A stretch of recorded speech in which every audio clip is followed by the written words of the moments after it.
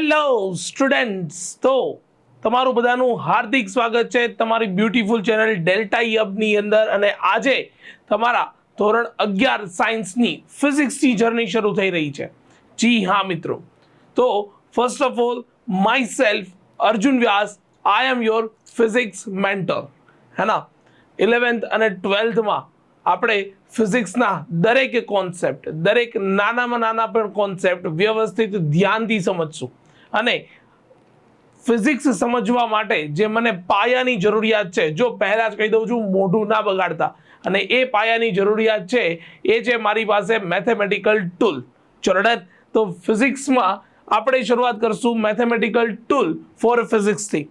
Guys, એક વાત તો કન્ફર્મ છે કે જો તમે અત્યારની મેથેમેટિકલ ટૂલની સિરીઝ વ્યવસ્થિત સમજીને વ્યવસ્થિત નોટ્સ બનાવી લીધી, તમે એટલી વસ્તુ યાદ રાખી લીધી, તો તમે ભલે બાયોલોજીના સ્ટુડન્ટ છો, પણ તમને ફિઝિક્સ 11th અને 12th, ઇવન તો કોમ્પિટિટિવ લેવલનું ફિઝિક્સ સમજવામાં કોઈ પણ પ્રકારનો ક્યાંય તકલીફ પડશે નહીં. મને પણ ખબર છે એ ગ્રુપવાળા સ્ટુડન્ટ્સ માટે બહુ ટેન્શન નથી, પણ જ્યારે બી ગ્રુપવાળા સ્ટુડન્ટ્સની વાત કરીએ, બરાબર, તો એ લોકો ઘણી વખત મેં એવું કહેતા સાંભળ્યું કે સર મેથ્સ નહોતું આવડતું એટલે તો ફિઝિક્સ લીધું, સોરી મેથ્સ નહોતું આવડતું એટલે તો બાયોલોજી લીધું. હા, તમે સર ફિઝિક્સમાં હવે મેથ્સ ઘુસાડશો તો અમે ક્યાં જશું? ભાઈ, એક વસ્તુ સમજી લો કે મેથ્સ અઘરું નથી. તમે લોકો મેથ્સ ભણ્યા નથી, છતાં ઘણા લોકોનું હજી મોટું બગડતું હશે. તો ભાઈ એટલું ગેરંટી છે કે હું અહીંયા જેટલું ભણાવું ને એટલું ભણી લે, બાકી એક પણ વસ્તુ તને ફિઝિક્સમાં મેથ્સ રિલેટેડ પ્રોબ્લેમ નહીં થાય, એ મારી જવાબદારી. ચલો ક્લિયર? તો કોઈ પણ પ્રકારનો ટાઈમ વેસ્ટ ના કરતા મેથેમેટિકલ ટૂલ, અને એમાં પણ આજે આપણે શરૂ કરવા જઈ રહ્યા છીએ બીજગણિત. મતલબ એકદમ નોર્મલ ઇક્વેશન્સ છે, બરાબર, પણ મને ફિઝિક્સની અંદર ઘણી બધી જગ્યાએ આવા ઇક્વેશન્સ જોઈએ છે, બરાબર. તો બીજગણિતથી આપણે શરૂ કરશું. ચલો, બીજગણિત માટે સિમ્પલ વસ્તુ સમજી લો, a પ્લસ બી નો હોલ સ્ક્વેર. ચલો, આ તો બધાને આવડે ને? હા, શું આવે? a square plus B square plus 2ab. પણ આ જ ઇક્વેશનને હું લખી શકું a માઇનસ બી નો હોલ સ્ક્વેર પ્લસ 4ab. પહેલું ઇક્વેશન છે એટલા માટે કરીને બતાવું છું, માત્ર આનું સાદુરૂપ આપો. આ બ્રેકેટને ઓપન કરી દો તો એ થઈ જશે તમારી પાસે a square minus 2ab plus શું લખી શકાય? તો કે સર બી સ્ક્વેર, અને પ્લસ 4ab તો હતા જ, પ્લસ 4ab. ચિલ્ડ્રન, આ બંનેનું સાદુરૂપ આપ તો તમને સિમ્પલ વસ્તુ ખબર પડે ને. શું આવે? a square plus B square plus 2ab આવી ગયા. ડન. તો આનું સ્વરૂપ છે, અથવા આનામાંથી આ સ્વરૂપ લખી શકાય. ચલો ડન. એવી જ રીતે તમે સિમ્પલ વસ્તુ સમજી લો, a માઇનસ બી નો whole square, a square plus B square minus 2ab, અને એને આ રીતે પણ લખી શકાય, બરાબર. બંનેને કમ્પેર જ કરવાના છે, બીજું કશું નથી. આનું સાદુરૂપ આપશો તો ઉપરનું સમીકરણ મળી જવાનું છે. ચલો ડન. ઓકે, ઇઝી છે. Next, a square minus B square, a plus B, a minus B. ચલો ડન. તો આ એકદમ ઇઝી સ્વરૂપો હતા ત્રણ તમારી સામે બીજગણિતની અંદર, બરાબર. માત્ર ને માત્ર સાદુરૂપ આપો તો તમને એનું બીજું સ્વરૂપ જે છે એ મળી જવાનું છે. નેક્સ્ટ આગળ વધીએ આપણે. અગેન બીજગણિતનું એક સૂત્ર કે જે ઘનના સૂત્ર છે, a પ્લસ બી નો હોલ ક્યુબ. તો a ઘન પ્લસ બી ઘન plus 3 a square b plus 3 a b square. ચલો ડન. એક વખત a નો વર્ગ કરવાનો, એક વખત b નો વર્ગ કરવાનો. પાછળના જે બંને ટર્મ છે ને, આ જે બંને ટર્મ છે ને, એમાંથી 3ab ને કોમન કાઢી લો તો તમારી પાસે ફાઇનલી એક આ ઇક્વેશન બની જાય. ચલો ક્લિયર છે? બરાબર. નેક્સ્ટ ઇક્વેશન તરફ આગળ વધીએ. જેમ a પ્લસ બી ના હોલ ઘનનું ઇક્વેશન હતું, એવી રીતે a માઇનસ બી ના હોલ ક્યુબનું ઇક્વેશન છે, બરાબર. ઓકે, હવે સેમ વસ્તુ કરીશ કે આમાંથી પણ 3ab ને કોમન કાઢી લેશો, બરાબર. તો તમારી પાસે ઇક્વેશન આવી જશે સિમ્પલ. શું આવશે? તો કે એ ઇક્વેશન જે છે એ આવી જશે 3a ક્યુબ માઇનસ બી ક્યુબ. અને સિમ્પલ ફોર્મની અંદર એક વસ્તુ યાદ રાખજો કે અહીંયા એક મિસ્ટેક થઈ ગઈ છે, અહીંયા પ્લસ નહીં આવે, અહીંયા જે છે એ પ્લસ નહીં આવે, માઇનસ 3ab ને કોમન કાઢો. જે ઉપર પ્લસ 3ab ને કોમન કાઢ્યો, નીચે માઇનસ 3ab ને કોમન કાઢી લો, બરાબર. તો તમારી જે છે ઉપરનું ઇક્વેશન પાછું આવી જશે. ક્લિયર છે આટલી વસ્તુ? બરાબર. આગળના ઇક્વેશન તરફ વાત કરીએ તો a cube plus b cube, બરાબર. તો તમે એને લખી શકશો a plus b into bracket a square minus ab plus B square લખી શકાય, બરાબર છે. આ બધા જ ઇક્વેશન આમ જોવા જાઓ તો તમે નાના સ્ટાન્ડર્ડની અંદર ભણીને આવ્યા છો, પણ તમારી પાસે એક વખત ફિંગર ટિપ્સ ઉપર હોવું જોઈએ. ક્લિયર છે? આ બધી જ વસ્તુની એક વખત પ્રોપર નોટ બનાવી દો, બરાબર. નાનો એવો 100 પેજનો ચોપડો કે નાની એવી બુક બનાવી દો કે જે તમારા 11th અને 12th દરમિયાન તમારી ડેસ્ક ઉપર હોવી જ જોઈએ. ઓકે, નેક્સ્ટ આ જ ઇક્વેશનને આપણે લખી શકશું a પ્લસ બી નો whole cube minus 3ab into bracket a plus B. ચલો ક્લિયર છે આટલી વસ્તુ. આનું સાદુરૂપ તમારી સામે છે. એ સાદુરૂપ આપીને એમાંથી તમે minus of 3ab into a plus B ને બાદ કરશો તો તમારી પાસે આ ઇક્વેશન આવી જશે. નેક્સ્ટ આગળ વધીએ આપણે. અગેન બીજગણિતના થોડા ઇક્વેશન a પ્લસ બી નો હોલ ક્યુબ ને આપણે લખી શકશું a minus b into bracket a square plus ab plus B square. આ રીતે લખી શકાય, બરાબર. અને એને બીજા ફોર્મમાં લખવું હશે તો a માઇનસ બી ના whole cube plus 3ab into a minus B તરીકે લખી શકાશે. Next a square a plus બી નો whole square plus a minus બી નો હોલ સ્ક્વેર. આ બહુ ઇમ્પોર્ટન્ટ વસ્તુ છે. આને લખી શકાશે 2 into a square plus B square ના ફોર્મમાં લખી શકાશે, બરાબર. જેને હજુ બી ડાઉટ છે એ a પ્લસ બી નો whole square a minus B ના હોલ સ્ક્વેર ને વિસ્તરણ કરીને સાદુરૂપ આપશો તો ફાઇનલી તમને આ આન્સર મળી જવાનો છે. ઓકે, નેક્સ્ટ વસ્તુ જે છે એ a પ્લસ બી નો whole square minus a minus બી નો whole square is equal to શું લખાય? તો કે માત્ર ને માત્ર 4ab લખાશે. હજી હું કહું છું આ બંને કૌંસનું વિસ્તરણ કરીને સાદુરૂપ આપશો તો તમને ફાઇનલ ઇક્વેશન મળી જશે. તમે એટલા મોટા છો કે તમે એટલી વસ્તુ તો જાતે કરી શકશો, કારણ કે આમથી આ બંને ઇક્વેશનની જે વિસ્તરણ છે એ મેં તમને પહેલા જ આપી દીધું છે. આગળ વધીએ આપણે તો a પ્લસ બી ના હોલ સ્ક્વેર નું વિસ્તરણ તમારી પાસે થશે a square plus B square plus c square plus 2ab plus 2bc plus 2c into a. ચલો ક્લિયર છે? આટલી વસ્તુ ખબર પડે છે? આટલી વસ્તુ સમજાય છે? બહુ જ ઇઝી છે, બરાબર. એકવાર ખાલી તમે નોટ્સ બનાવીને લખી નાખશો એટલે ઇઝી થઈ જશે. ચલો દ્વિઘાત સમીકરણ તરફ આગળ વધીએ. જે પૂર્ણ વર્ગ બહુપદી છે એનું સમીકરણનું અહીંયા કોઈ પણ પ્રકારની ચર્ચા નહીં કરીએ, કારણ કે એ તો વસ્તુ તમને ખબર જ છે. પૂર્ણ વર્ગ બહુપદી હોય તો શું કરી શકાય, પણ જે બહુપદી પૂર્ણ વર્ગ નથી, બરાબર, એટલે કે પેલો ડેલ્ટા વાળો કોન્સેપ્ટ છે. લેટ્સ સી, જોઈએ, ફટાફટ જોઈ લઈએ. એમાં બીજું કોઈ રોકેટ સાયન્સ છે નહીં, તમે ઓલરેડી ભણીને આવ્યા છે. દ્વિઘાત સમીકરણની વાત છે. જે આપેલ સમીકરણ પૂર્ણ વર્ગ બહુપદી ન હોય તો શું, બસ મારે એટલી ચર્ચા કરવી, કારણ કે પૂર્ણ વર્ગ બહુપદી હશે તો એ તો તમે ચૂટકીઓની અંદર સોલ્વ કરી દેશો, બરાબર. એમાં મારી કોઈ પણ પ્રકારની જરૂર પડવાની નથી, બરાબર. તો જોઈએ, પૂર્ણ વર્ગ બહુપદી નથી એટલે કે a x square plus bx plus c is equal two 0, કે જે એક દ્વિઘાત સમીકરણ છે. અને એ દ્વિઘાત સમીકરણ માટે x ની જે વેલ્યુ જે છે એ આવશે minus of b plus or minus delta into 2 into a, કે જ્યાં તમારી પાસે આ જે ડેલ્ટા જે છે એ ડેલ્ટાને તમે વ્યાખ્યાયિત કરી શકશો b સ્ક્વેર માઇનસ 4ac ની મદદથી. ચલો ડન, ક્લિયર છે આટલી વસ્તુ? આટલી વસ્તુ સમજાય છે? હા કે ના બોલી જાઓ? ચલો ફટાફટ. આ વસ્તુ એકચ્યુઅલી તમે ભણીને જ આવ્યા છો. આમાં બીજું મેં વધારાનું કોઈ ભણાવ્યું નથી, બસ તમને રિવિઝન કરાવી રહ્યો છું ખાલી. ઓકે, તો દાખલા તરીકે 6x square minus 3x plus 6 is equal two 0 દેખતા જ ખબર પડે છે કે આપેલી બહુપદી એ દ્વિઘાત સમીકરણ તો છે, પરંતુ એક વસ્તુ સમજી લો કે આ બહુપદી પૂર્ણ વર્ગ બહુપદી નથી, કારણ કે 6 ગુણ્યા 6 એટલે 36 થશે, બરાબર. અને 36 ના એવા ભાગ પાડીને કે સરવાળાથી તમે -13 લાવી શકો તો એ પોસિબલ છે નહીં, બરાબર. તો એ નથી, ત્યારે તમે શું કરશો તો કે સોલ્યુશનના ફોર્મમાં જોઈએ તો a ઇઝ ઇક્વલ ટુ 6 આવી ગયું, b ઇઝ ઇક્વલ ટુ -3 આવી ગયું, અને c ની કિંમત મને 6 મળી ગઈ. ચલો આટલી વસ્તુ તો પહેલા ક્લિયર કટ સમજાવી જોઈએ. આટલી વસ્તુ એકવાર સમજાઈ જાય પછી બહુ સિમ્પલ છે. તમે x ની વેલ્યુ કે જે હમણાં જ ઇક્વેશન લખ્યું હતું b minus plus or minus આ હતું તમારી પાસે ડેલ્ટાની કિંમત હતી, અને delta is equal two b square minus 4ac લખેલું હતું. ચલો ડન, એ એનું સોલ્યુશન્સ છે, બરાબર. તો હવે વસ્તુ સિમ્પલ સમજી લો કે તમારી પાસે b ની કિંમત જે છે -13 હતી, બરાબર. -13 હતું તો માઇનસ મૂકશો એટલે +13 થઈ જશે. b નો સ્ક્વેર કરશો એટલે 169 -4a into c into 2 into a. ચલો ડન. તો તમારી પાસે ઇક્વેશન મળી જશે, અને ફાઇનલી એનું સાદુરૂપ આપશો તો x ની બે કિંમત મળશે પ્લસ ઓર માઇનસ કરવાથી 18/12, અને પ્લસ કરો માઇનસ કરશો તો 8/12, બરાબર. તો આ તમારા જે છે એ ફાઇનલ એ બંનેના સ્વરૂપો જે છે બંનેનું સોલ્યુશન આ રીતે મળે. તો જે દ્વિઘાત સમીકરણ પૂર્ણ વર્ગ બહુપદી નથી એને આપણે આ મેથડથી સોલ્વ કરશું. ચલો આટલી વસ્તુ ખબર પડે છે? આટલી વસ્તુ સમજાય છે? હા, આટલી વસ્તુ ફટાફટ વિડીયોને પોઝ કરીને એક વખત લખી દો, બરાબર છે. બહુ સિમ્પલ છે, બહુ જ સિમ્પલ છે. ચલો એના પછી આપણે વાત કરીએ, બરાબર છે. તો મારે તમને સમજાવવું છે દ્વિપદી પ્રમેય સમજાવવો છે. શું સમજાવવું છે મારે તમને?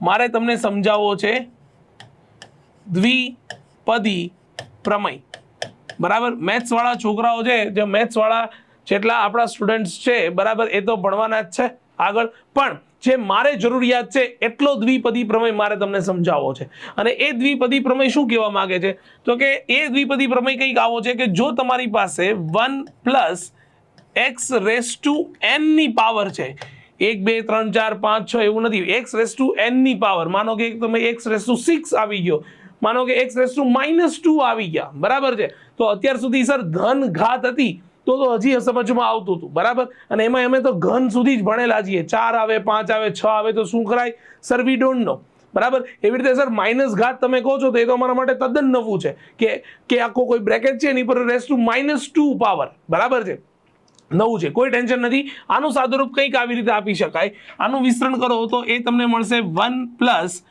nx + n * x - 1 અને અહીંયા આવી જશે x² ના છેદમાં 2 ફેક્ટોરિયલ પ્લસ, સાંભળજો ખાલી, હે ને, n * x - 1 x - 2 * x³ ના છેદમાં 3 ફેક્ટોરિયલ અને પ્લસ અહીંયા આવી જશે n * x - 1 x - 2 x - 3 * x⁴ ના છેદમાં 4 ફેક્ટોરિયલ.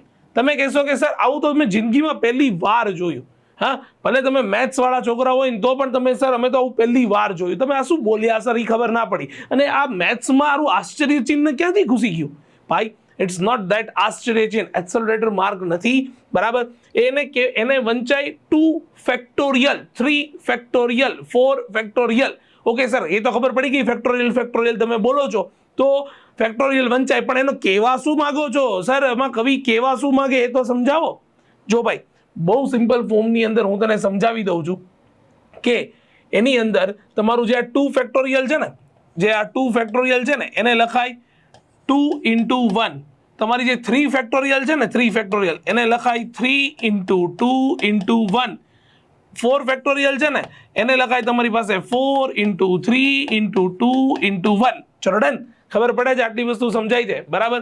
તો આ રીતે ફેક્ટોરિયલ જે સાઇન જે છે, બરાબર, એનો મતલબ આવો થાય છે. આટલું મોટું છેદમાં ન લખવું પડે એટલે આપણે શોર્ટની અંદર 2 ફેક્ટોરિયલ 3 ફેક્ટોરિયલ 4 ફેક્ટોરિયલ એવું લખી નાખ્યું. ચલો ડન, ક્લિયર છે, આટલી વસ્તુ ખબર પડી. અને હવે આનામાં એક ખૂબ જ અગત્યની શરત જે છે એ મારે તમારી જોડે ડિસ્કસ કરવી છે, બરાબર.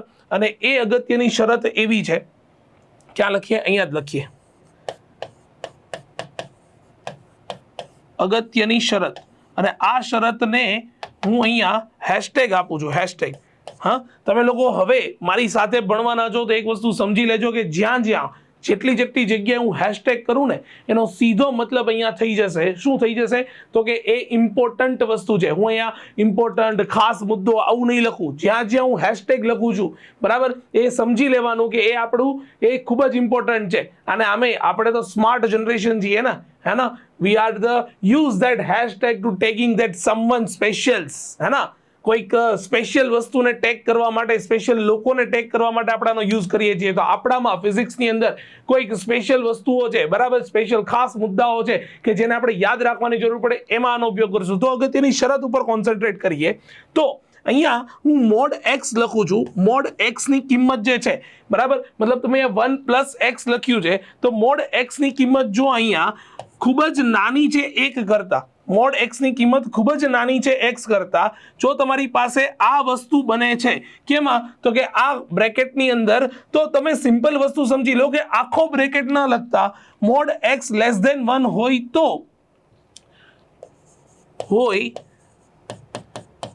તો તમે શું લખી શકો તો કે આના માટે આપણે સિમ્પલ એક જ વસ્તુ લખી શકીએ અને એ વસ્તુ કંઈક આવી છે કે 1 + x⁴n છે. તો એનું સાદુરૂપ માત્ર ને માત્ર 1 + n * x, ધેટ્સ ઓલ. આટલું જ સાદુરૂપ આપવાનું છે. આનાથી આગળની એક પણ ટર્મ આપણા માટે ઇમ્પોર્ટન્ટ નથી. ચલો, ક્લિયર છે, આટલી વસ્તુ ખબર પડે છે, આટલી વસ્તુ સમજાય છે, બરાબર. આટલી વસ્તુ ખબર પડવી જ જોઈએ, બરાબર. અહીંયા 4 આવ્યું, એવી રીતે પ્લસ કરીને હજી n સુધી, અપ ટુ n સુધી આ ટર્મ આગળ ચાલે. પણ ફિઝિક્સની અંદર ખાસ વસ્તુ સમજી લો કે ફિઝિક્સની અંદર જ્યારે મોડ x ની કિંમત 1 કરતા ખૂબ જ નાની છે, એવા કેસની અંદર જ્યારે તમે આ કૌંસનું વિસ્તરણ કરો છો તેમાં પહેલી અને બીજી બે જ ટર્મ સુધી જવાનું છે. ત્રીજી ટર્મ તમારે લખવાની નથી. ચલો ડન. કેમ? કારણ કે બાકીની ટર્મ એટલી બધી નાની થઈ જશે કે તમે એને પ્રેક્ટિકલી એની કિંમત જે છે નિગ્લેક્ટ કરી શકશો. ફિઝિક્સમાં મારે તો તમને ફિઝિકલ ઇન્ટરપ્રિટેશન જ સમજાવવાનું છે ને કે ભાઈ જ્યારે આવું થાય છે ત્યારે સિમ્પલ યુઝ ધીસ વન, હા, એન્ડ બાકી છોડી દો. બરાબર, બાકીની જે વસ્તુ છે મેથ્સ વાળા માટે કામની છે, મેથ્સ વાળા ભણશે, પણ મારે ફિઝિક્સમાં જે જરૂર છે એ શું જરૂર છે તો કે એક આ શરત જોઈ લો. બરાબર, અને એના માટે જે ઉપયોગી છે એ આટલું ઇક્વેશન જોઈ લો, બસ ધેટ્સ ઓલ. આટલી જ વસ્તુની મારે જરૂર છે. ચલો ક્લિયર? આટલી વસ્તુ ખબર પડી ગઈ, આટલી વસ્તુ સમજાણી. તમે કહેશો કે સર ક્યાં જરૂરિયાત પડવાની છે? બરાબર, એવી તો શું જરૂરિયાત પડવાની છે? તો ભાઈ સિમ્પલ વસ્તુ સમજી લો કે ફિઝિક્સની અંદર તમે જ્યારે ગુરુત્વાકર્ષણ જેવા ચેપ્ટરમાં ભણશો, બરાબર, ત્યારે ગુરુત્વ પ્રવેગનો ઊંચાઈ અને ઊંડાઈ સાથે થતા ફેરફારોની જ્યારે આપણે ચર્ચાઓ કરીએ છીએ, બરાબર, ત્યારે મને આ દ્વિપદી પ્રમેય ખૂબ જ ઇમ્પોર્ટન્ટ છે. અને એ જે તે વખતે આ દ્વિપદી પ્રમેય જે છે, બરાબર, એનો હું સીધો ઉપયોગ કરીશ, હું સીધું લખીશ, ત્યારે યાદ આવવું જોઈએ કે હા સર મેથેમેટિકલ ટૂલ્સમાં અમે ભણ્યા હતા. I just want your confidence over that thing. હા ના, મને તમારો એક કોન્ફિડન્સ જોઈએ છે. લેટ્સ સી, હું તમને એ જ વસ્તુ અત્યારે એક ઝલક બતાવી દઉં, હું સમજાવી દઉં. બરાબર, તો નેક્સ્ટ, ઓકે, જો ક્વેશ્ચન છે ઊંચાઈ સાથે ગુરુત્વ પ્રવેગમાં થતો ફેરફાર છે એ કંઈક આ ઇક્વેશનની મદદથી આપી શકાય છે. ક્યાંથી આવ્યું ભૂલી જાઓ. બરાબર, તમારે કોઈ અત્યારે ચર્ચા કરવાની જરૂર નથી. એ જે તે વખતે ગુરુત્વાકર્ષણ ભણાવીશ ત્યારે ઇન ડિટેલ ભણાવીશ. તો ઊંચાઈ સાથે ગુરુત્વ પ્રવેગમાં થતો ફેરફાર આ ઇક્વેશનની મદદથી આપી શકાય છે. બરાબર, હવે પરંતુ જો h જે છે એટલે કે તમે પૃથ્વીની સપાટીથી બહુ ઉપર જતા રહ્યા, બરાબર છે, પણ એ h ની કિંમત જે છે એ પૃથ્વીની ત્રિજ્યા કરતાં તો નાની જ હોવાની ને. સર કેમ આવું કહો છો? હજી ખબર ના પડી. હું તમને સમજાવું કે જેમાં r જે છે ને એ પૃથ્વીની ત્રિજ્યા છે. એ પૃથ્વીની ત્રિજ્યા લગભગ એ પૃથ્વીની ત્રિજ્યાઓ જે છે એ લગભગ છે 6400 કિલોમીટર. બરાબર, અને આપણો હિમાલય કે જે સૌથી ઊંચામાં ઊંચી જગ્યા છે એ ઓલમોસ્ટ 10 કિલોમીટરમાં તો પતી જશે. બરાબર, 10 કિલોમીટરથી વધારે એ કોઈ દિવસ ઊંચાઈ હશે જ નહીં. તો મેક્સિમમ ઊંચાઈ જે છે એ કેટલી જવાની છે તો કે 10 કિલોમીટર. હવે ભાઈ સિમ્પલ વસ્તુ છે ને, કોઈને 6400 રૂપિયા દેવાના હોય અને બાય ચાન્સ ક્યાંક 10 રૂપિયા ઓછા થઈ જાય, બરાબર છે, તો તમે બી કહેશો કે ચલો ચાલશે, કોઈ ટેન્શન નથી. બરાબર, તો મેં જે કીધું હતું ને, મેં તમને જે શરત કીધી હતી ને, કઈ શરત મેં તમને કીધી હતી તો કે સર તમે આ શરત ભણાવી હમણાં. કઈ શરત? તો કે આ શરત ભણાવી સર કે x જે છે એ ખૂબ જ નાનો છે 1 કરતા. બરાબર છે, મતલબ કે અહીંયા બંનેની જે સરખામણી જે છે ને એમાં ખૂબ જ નાનું હશે. તો સિમ્પલ વસ્તુ છે ને ભાઈ કે અહીંયા પૃથ્વીની ઊંચાઈ, પૃથ્વીની ત્રિજ્યા કરતા ઊંચાઈ જે છે એને આપણે ખૂબ જ નાની તરીકે કન્સિડર કરીએ છીએ. જો આવું હશે જ્યાં g ગુરુત્વ પ્રવેગ છે અને h ડેશ જે છે એ આટલી વસ્તુ છે, તો તમારે જે છે એ આ વસ્તુ સાબિત કરવાની છે કે g dash is equal two g into 1 - 2h upon r થાય. ઇટ મીન્સ કે આ ઇક્વેશન પરથી તમારે આ ઇક્વેશન જે છે એ સાબિત કરવાનું છે. ચલો ડન, ક્લિયર છે? અને એના માટે શું કરશું તો કે સર બહુ સિમ્પલ છે.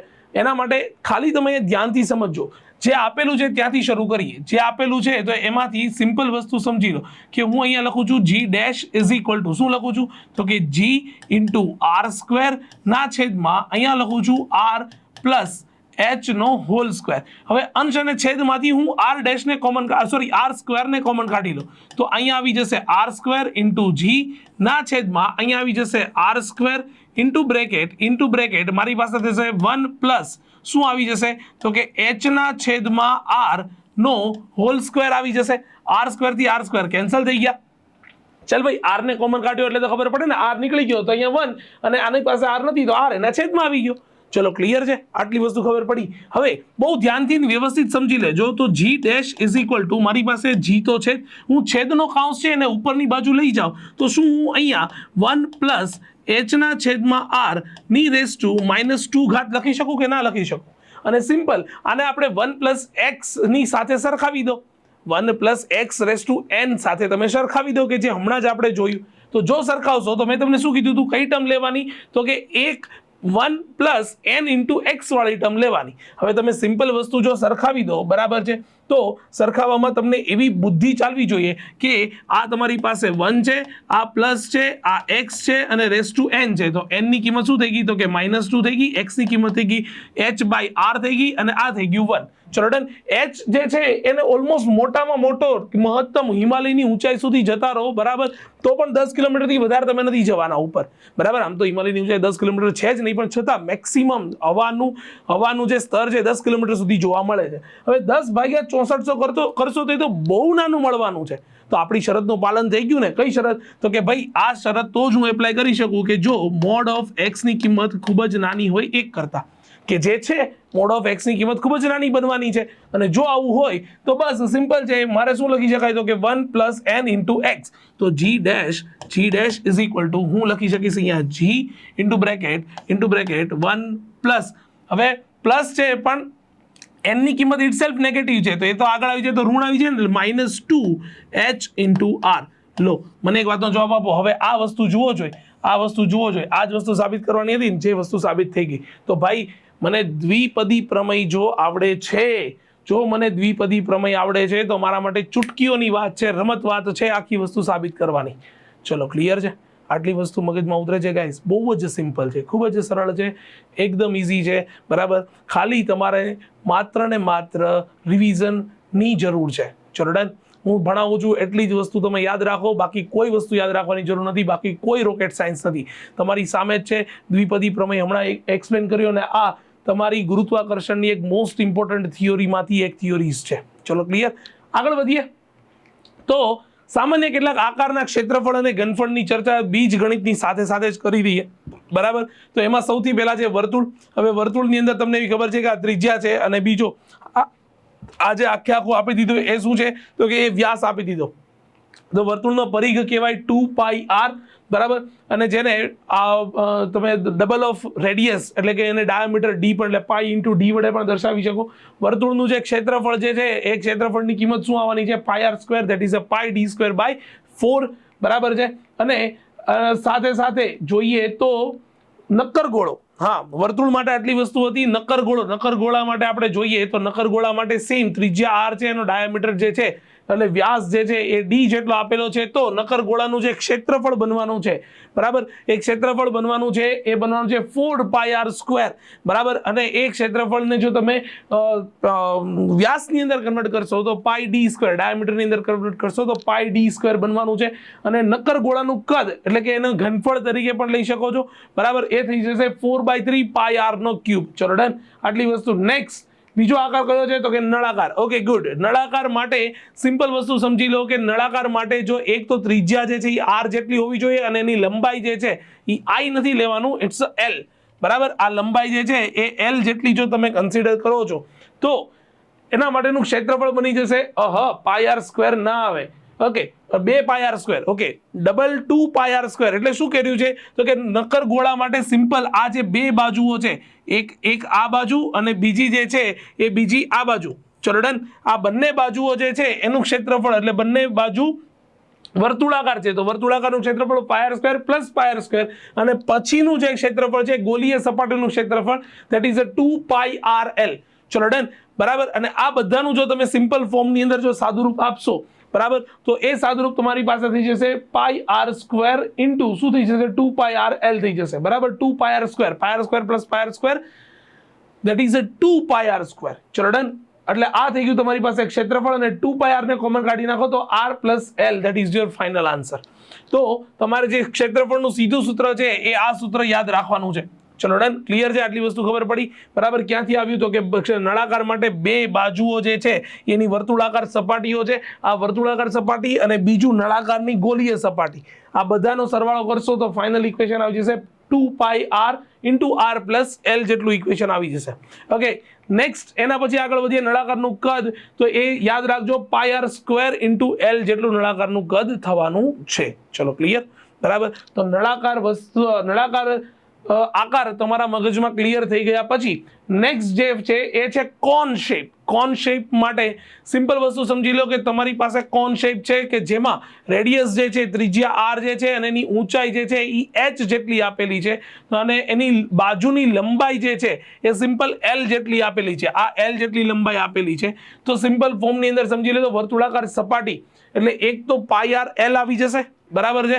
વર્તુળાકાર સપાટીનું ક્ષેત્રફળ પાઈ આર એલ આવી જશે, જ્યાં L ઇઝ ઇક્વલ ટુ પાયથાગોરસની મદદથી સિમ્પલ ફોર્મની અંદર લખી શકાય. તમને એ કાટખૂણો બનતો દેખાતો હશે, બરાબર. અને આ કાટખૂણો બનતો દેખાય તો એ આખે આખું આવી જશે અંડર રૂટ ઓફ, એ આવી જશે આખા રૂટની અંદર r² પ્લસ h² આવી જશે. ચલો ક્લિયર. તો સિમ્પલ પ્રિન્ટિંગ મિસ્ટેક છે, બરાબર. બાકી r² પ્લસ h² આવી જશે. ચલો ડન. અને બંધ કોણનું ક્ષેત્રફળ લેવા આ જઈએ તો નીચેની બાજુનું જે ગોલીય સપાટી છે એને પણ કન્સિડર કરવું જોઈએ, that is a pi r l plus નીચેના ગોળાનું ક્ષેત્રફળ that is a pi r², બરાબર. અને કોણના કદ વિશેની વાત કરીએ તો that is a 1/3 pi r² h થઈ જશે, બરાબર છે. તો ગોળાના કદનું સૂત્ર જે છે એ અલગથી પોઈન્ટ જે છે એ તમારે નોટ ડાઉન કરવાનો છે, 1/3 પાઈ r² ઇન્ટુ h. તો આ હતી કોનના શેપની વાત. ક્લિયર છે? આટલી વસ્તુ ખબર પડી. અને કોનના શેપની વાત પછી તમારી પાસે આવશે કોઈ એક ઘનની વાત આવી છે, ઘન, બરાબર. તો ઘન માટે શું કરી શકાય તો કે તમારી સામે છે ઘન દોરેલો છે અને ઘનની સમઘન લીધેલો છે આ, બરાબર, કે જેની બાજુની લંબાઈ કેટલી છે તો કે L જેટલી બાજુની લંબાઈ છે. અને આના માટેનું ક્ષેત્રફળ વાત કરીએ તો 6 ઇન્ટુ l² જેટલું થઈ જશે. ચલો ડન. ક્ષેત્રફળ કોઈ એક બાજુ, ઘનમાં ટોટલ 6 બાજુઓ હોય છે, કોઈ એક બાજુનું ક્ષેત્રફળ લંબાઈ ગુણ્યા પહોળાઈ, પણ અહીંયા લંબાઈ અને પહોળાઈ બંને સમાન છે તો l into l that is l², અને 6 બાજુઓ છે તો 6 ઇન્ટુ l² થઈ જશે, બરાબર. અને કદની વાત કરીએ તો લંબાઈ ગુણ્યા પહોળાઈ ગુણ્યા ઊંચાઈ, એ તો બધાને આવડે છે. અને સિમ્પલ ફોર્મની અંદર છે બધાની ઊંચાઈ, લંબાઈ કે પહોળાઈ સમાન છે તો એનું l³ થઈ જવાનું છે. ચલો ક્લિયર છે? આટલી વસ્તુ ખબર પડે છે, આટલી વસ્તુ સમજાય છે, બરાબર. તો આ હતા અમુક બેઝિક શેપ, બરાબર. તો ત્રિકોણમિતિ આની પછીનો ટોપિક છે અને બિલીવ મી બહુ જ ઇઝી ટોપિક છે. ઇઝી વેની અંદર ત્રિકોણમિતિ સમજાવી દઈશ. બીજગણિતની અંદર આટલી જ વસ્તુ તમારે ભણવાની હતી, આનાથી વધારે બીજું કશું જ ભણવાનું નથી. The next our topic is that ત્રિકોણમિતિ, ટ્રિગ્નોમેટ્રી. કોઈ મોટું બગાડવાની જરૂર નથી. બિલીવ મી, એક વખત તમે ટ્રિગ્નોમેટ્રીનો એ લેક્ચર ભર્યા પછી તમને એટલું ખબર પડશે કે યાર ધોરણ 10 ની અંદર ખબર નહીં જેટલા લોકોએ સ્કીપ કર્યું છે, શું કામ સ્કીપ કર્યું. It's a very simple thing, બરાબર. એક વખત લેક્ચર ભરો ગાઈઝ, ગેરંટી છે કે તમને ત્રિકોણમિતિથી તો પ્રેમ થઈ જવાનો છે. By the way, again myself Arjun Vyas and I am your physics mentor. ભણતા રહો, રિવિઝન કરતા રહો, બરાબર, અને નોટ્સ બનાવતા રહો. Thank you so much guys, thank you so much.